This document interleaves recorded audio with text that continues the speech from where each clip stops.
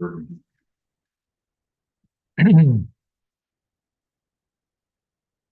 folks.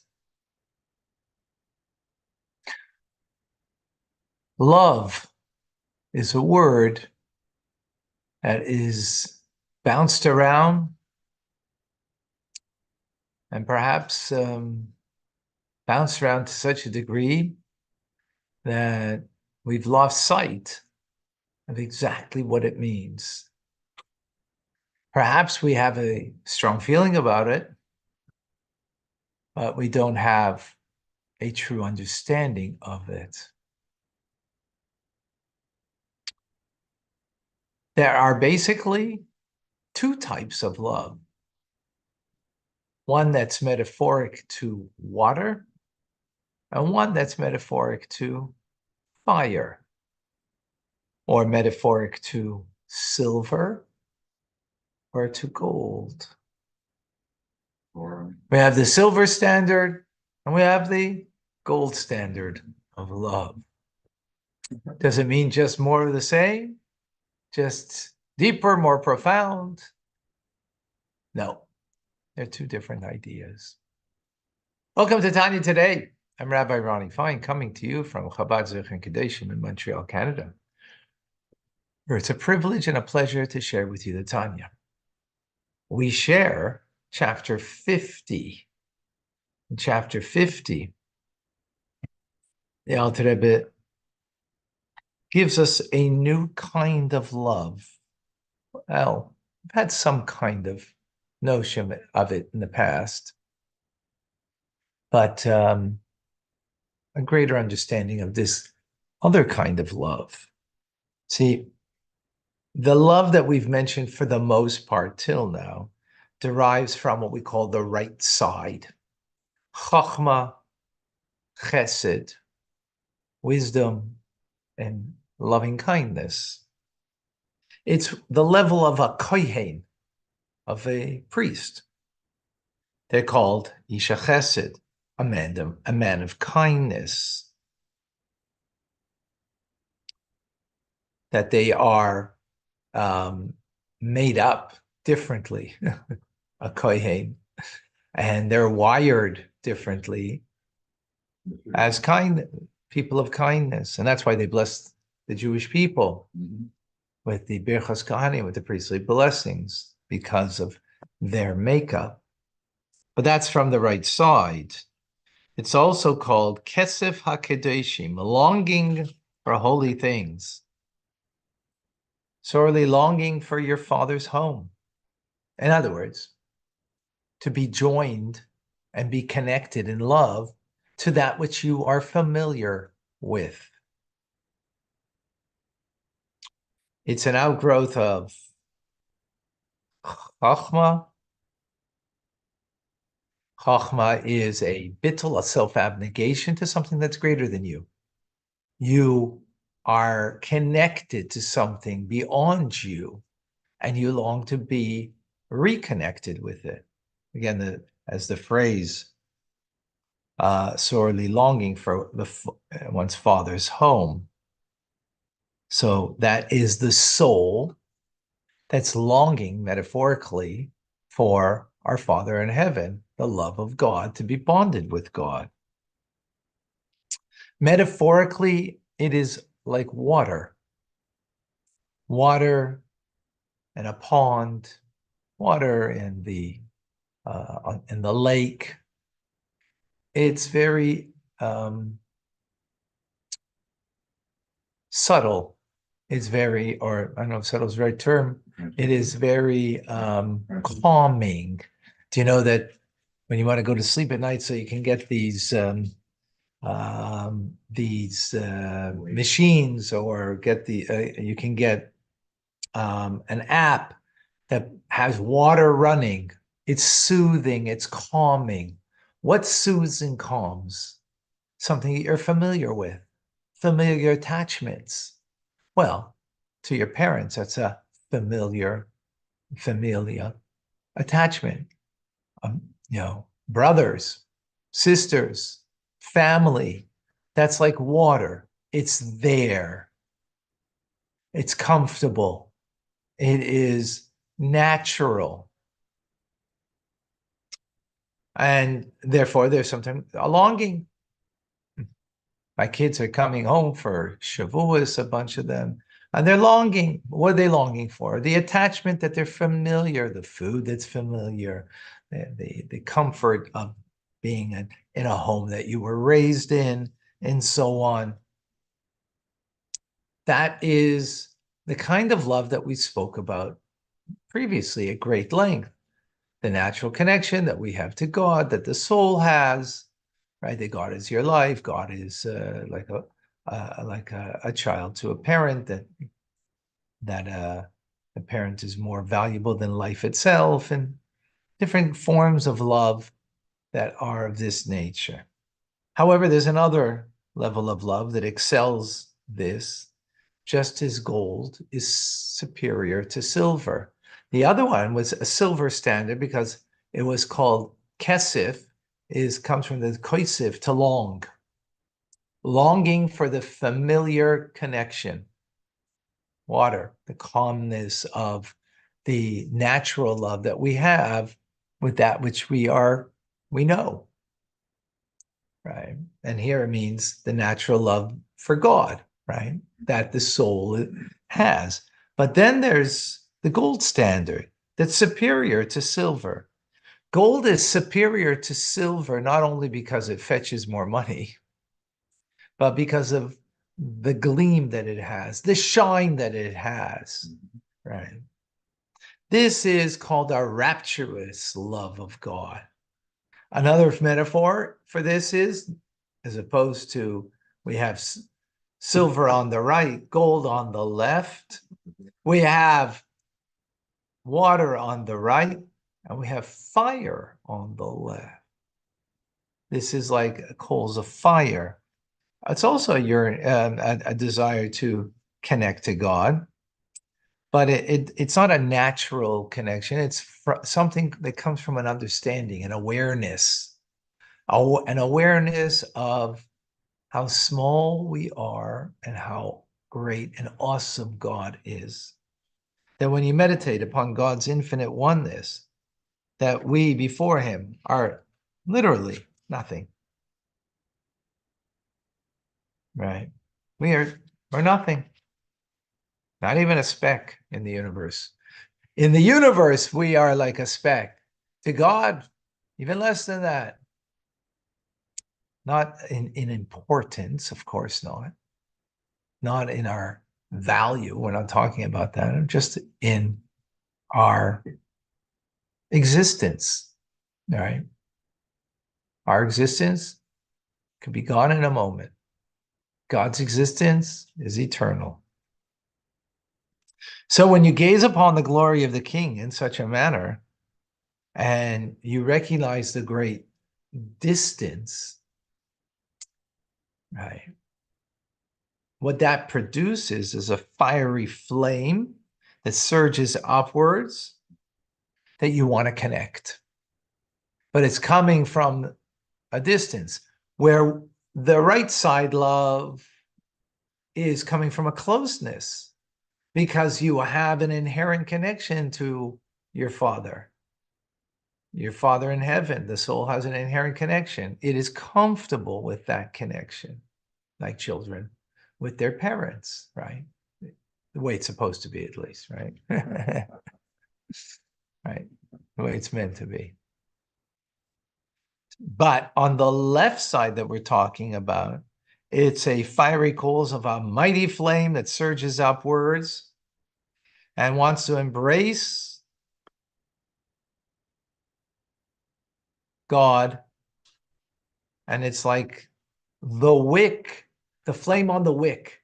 You look at the wick and you can see the flame kind of wants to leave the wick.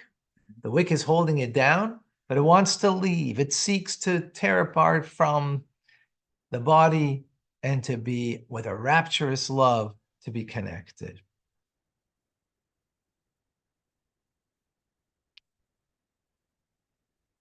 Just as a fire on a candle does, right? Dangerous, isn't it? Well, we'll get into that element. Yeah, not at the moment. Okay. This reaches a person to a love sickness, an unquenchable thirst, right? As fire creates an unquenchable thirst in the person. When you're heated up, there's a sense of love sickness, a virtual expiring of the soul. Kaloisa nefesh is the term, that the soul expires, right? Not coming back, so to speak. And that's where the danger is, right? Not coming back to the sure-footedness of the earth. You just want to leave, just like the flame. When you look at it, you see the flame, it flickers, it wants to leave the wick.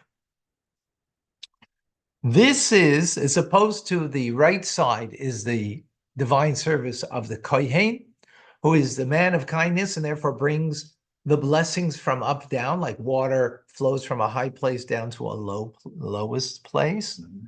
Fire is the opposite. It's from down up. It's from down up.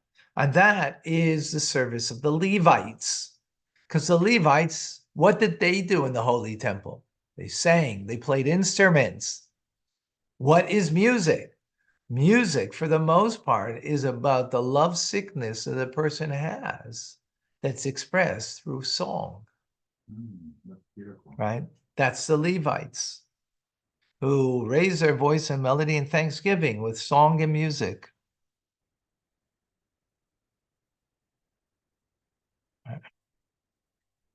Now, their music progressed in a manner of advance and retreat.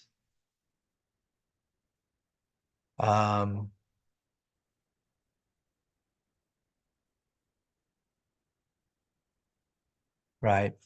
High notes, low notes, the idea of the distance when you're going down, sensing the distance in your divine connection. Then a high note, which is closeness, coming closer and being attached. So the distance creates a yearning to be attached.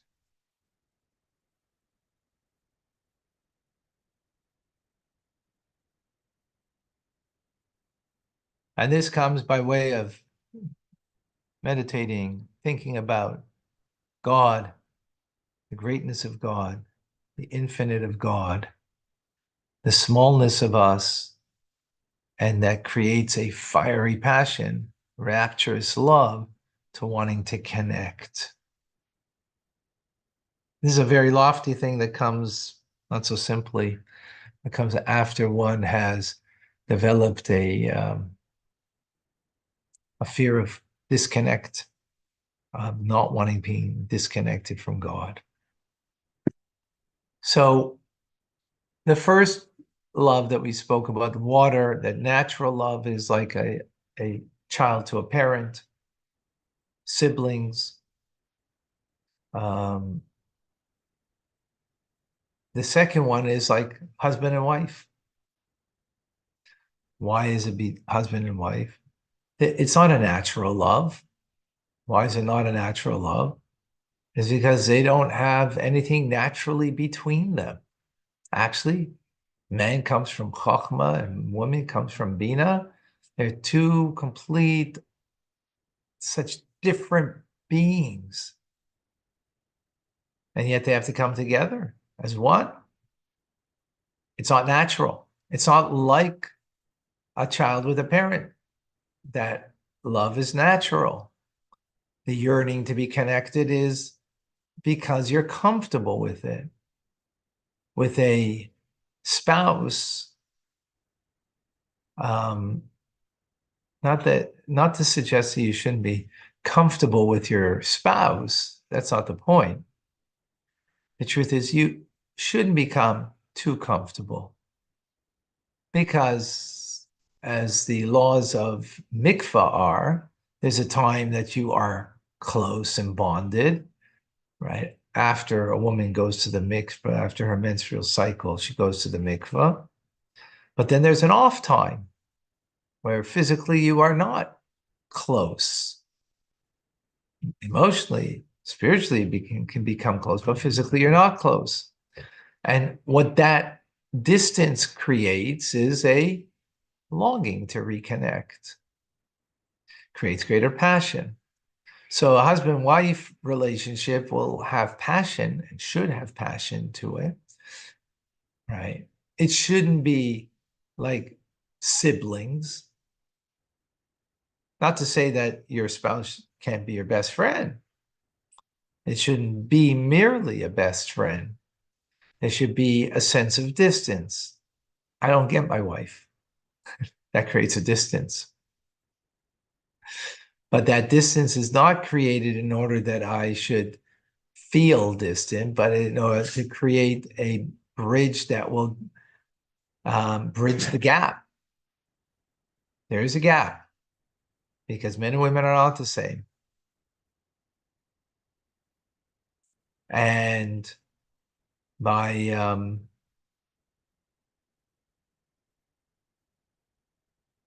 understanding the difference and appreciating the difference, it creates a longing to connect. That's what it should do.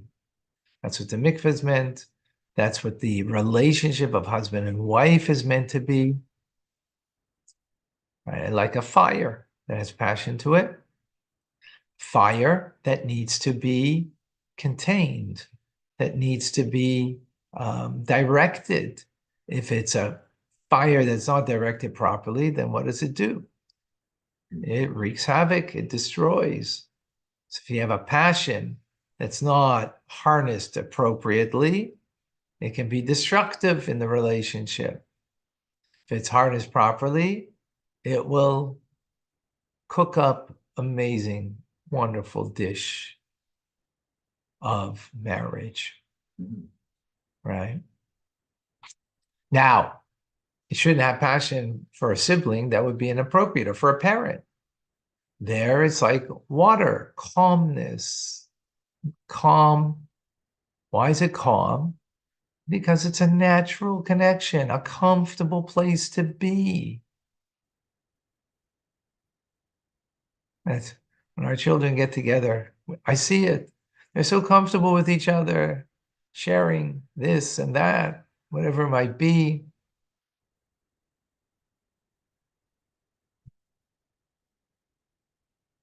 And it's beautiful.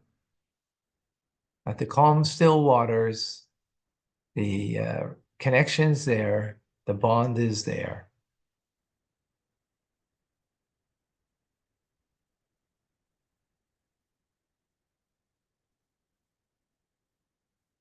Thank you, Jeff, for the comment. I think I saw a question here from John, if I'm not mistaken. Clem, you should be gesund and well.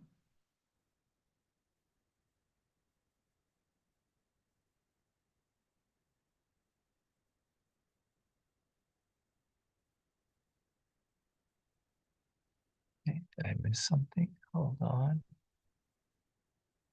Reminder, TRC today at 4 o'clock.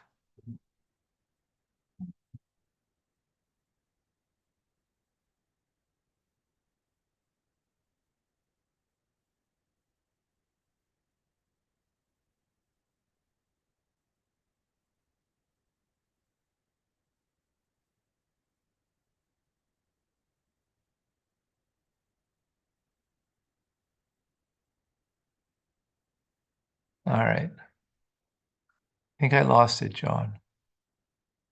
If you don't mind putting it up again.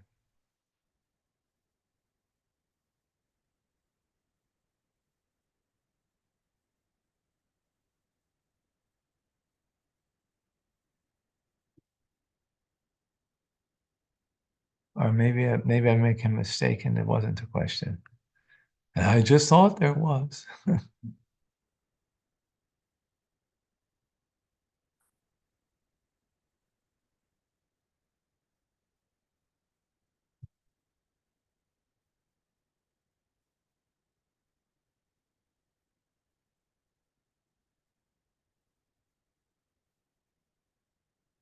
No.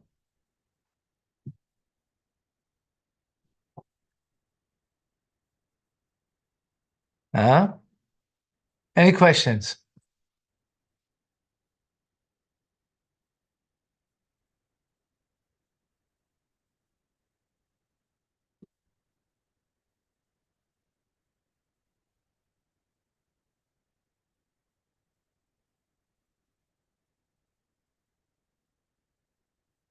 Oh, was Klip, oh, Kalois Nefesh, the love of Nadav and Avihu held. Yes. Nadav and Avihu, the two sons of Aaron, who went into the holies on the inauguration day of the altar, Rosh Chodesh Nisan of the second year. So the Jewish people went out of Egypt. They had Kalois HaNefesh, expiring of the soul, right? The rapturous love, and their soul expired. So tomorrow we're going to deal with that. Because think about it for a moment. A rapturous love, and you see that in many love songs, right? About a rapturous love and the sense of expiry of the soul. I can't live without you. How many songs probably have that line, right? How many songs? Oh, I can't live without you, right? Now, if it was in reference to God, and that's a truth.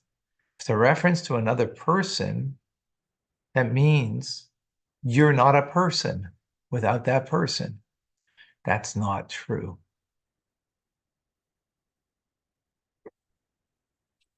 That's not true. You can't live without God. But with another person, that's not true. That means you're dependent, right, on another person to be able to live life. Just hear those words and you know that that's not right. That doesn't mean you can't love another person deeply and profoundly, but your life is not pending on them. There is someone who you're dependent on, and that's God Almighty, yes. That's true. But another person that you can't live without them, first of all, that's a big onus that you're putting on another person. There's a lot of pressure on another person that they have to be for you in such a way that you live your life because of me in your life. Whoa, is that so unhealthy? Yeah, it's more of a neediness and narcissism than it is real love. Exactly. Yeah. All right. Regards from a new baby boy. It's just 2 days, not even 2 full days yet. Our daughter Esty, son-in-law Ellie, here in Montreal, have a new baby boy. Mayor now is the big brother, and so is Sari, big sister. And Baruch Hashem, they're doing well. Thank you. Shall only have simchas. Only simchas. All right. Folks, God bless you. We'll continue our conversation tomorrow on this.